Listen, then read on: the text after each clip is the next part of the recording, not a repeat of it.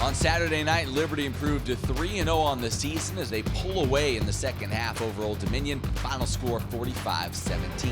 Now Warner, Joe Yock on the call here at Williams Stadium. And Joe, this was a tight game through the first half, or at least it was a game that quickly changed in half number 2.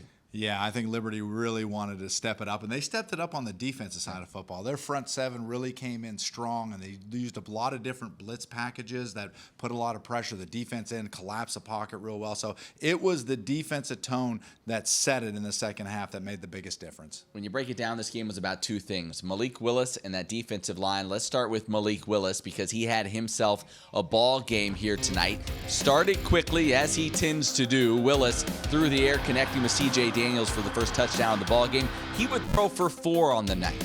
I'll tell you what, Malik Willis, what I really noticed about him tonight is his ability to snap those short throws. He was sticking them in some tight windows. Here's a nice deep ball to C.J. Daniels down the sidelines, but he really threw the deep ball well, but then those short throws that he was able to get into tight windows was really impressive. Here's one right here.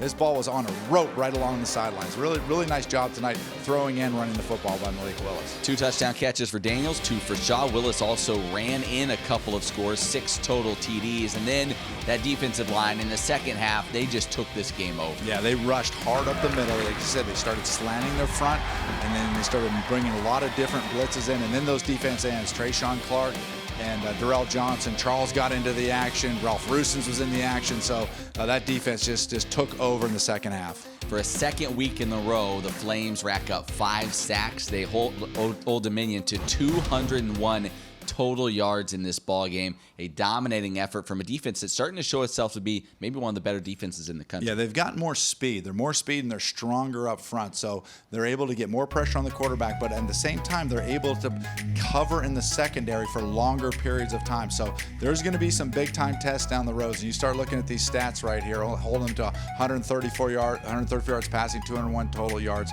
They did the job, especially in that second half. Yeah, now the next test for this Liberty Flame squad, Friday night at Syracuse, going on the road to face an ACC foe and see if the Flames can move to 4-0.